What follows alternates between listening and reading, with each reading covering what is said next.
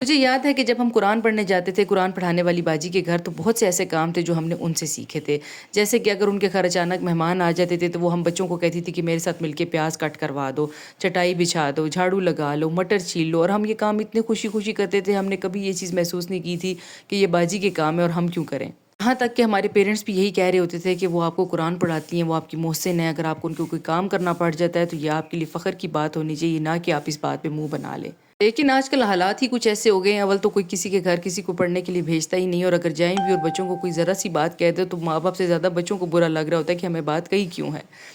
تو بس یہ کچھ چیزیں ہیں جو ہمارے معاشرے سے اب ختم ہوتی جا رہی ہیں. آج میں نے قاری صاحب اور ان کی فیملی کے لیے بنا کر بھیجنی تھی افطاری. قاری صاحب بہت ایج کے ہیں اور میرے بیٹوں کو اور بیٹی کو پڑھانے کے لیے ہمارے گھر آتے ہیں، اور پورا رمضان ماشاءاللہ وہ مسلسل آتے رہے ہیں.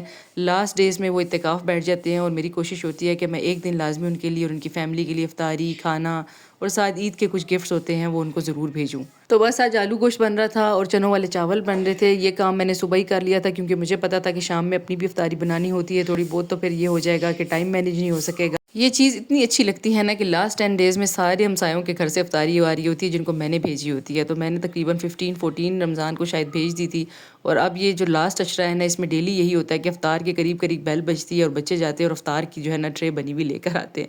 تو بہت ہی رونقیں ہیں الحمدللہ رمضان کی. کھانا تو ریڈی ہو گیا تھا، ساتھ جو گفٹس میں نے سینڈ کرنے تھے وہ بھی آپ کے ساتھ اس لیے شیئر کر رہی ہوں تاکہ آپ لوگوں کو اگر اس سے کوئی چیز سیکھ کر کرنے کا موقع ملتا ہے تو یہ میرے لیے بہت فخر کی بات ہے. اور آپ لوگ اکثر پوچھتے ہیں کہ فائزہ آپ اتنی چیزیں منگواتی رہتی ہیں، اتنے پیئرز آتے ہیں تو اس کو آپ کیسے مینیج کرتی ہیں؟ تو جی میں اکثر یہ کرتی ہوں کہ اگر میرے پاس کوئی چیز زیادہ ہو گئی ہے یا مجھے نہیں یوز کرنی ہے تو میں ان کو بھیج دیتی ہوں جو اس کے سب سے زیادہ مستحق ہیں. پہ کرنا ہے گلو تو جلدی سے آرگینک ٹیبلر کا یہ گلو بنڈل منگوا لیں، اس پہ 25% آف چل رہا ہے. اور اگر آپ موئسچرائزر کے ساتھ یہ مکس کریں گے اپنی کوئی بھی بی بی کریم تو ایکسٹرا شائن آئے گی آپ کی فاؤنڈیشن میں. میں اس طریقے سے کرتی ہوں، اسی لیے آپ کے ساتھ شیئر کر رہی ہوں. اگر آپ نے ابھی نہیں منگوایا تو ابھی بھی ٹائم ہے، جلدی سے منگوائیں. اور مزید میرا آپ کوڈ یوز کریں گے کچن 10 تو آپ کو 10% مزید آف بھی ملے گا. چیزوں کو ہمیشہ بانٹ کے یوز کرنا چاہیے. مزہ آتا ہے جب آپ یوز کر رہے ہوں اور کوئی یوز کر کے آپ کو یہ کہے کہ یار مجھے اس سے بڑا فرق آیا ہے، میری سکن بڑی اچھی ہو گئی ہے. تو میں تو اس طریقے سے شیئر کرتی رہتی ہوں. تو چیزیں ساری ریڈی ہو چکی تھی الحمدللہ، دم بھی لگ چکا تھا. میں نے کہا جلدی سے ہاٹ پاٹس نکالتے ہیں اور جلدی سے گارنشنگ کر لیتے ہیں تاکہ میں اس کو ٹائملی ڈیلیور کر سکوں اور افطار سے پہلے ان کے گھر بھیج سکوں. آئی ہوپ کہ آج کا بلاگ اچھا لگا ہوگا. اچھا لگا تو فالو کر لیں. اللہ حافظ.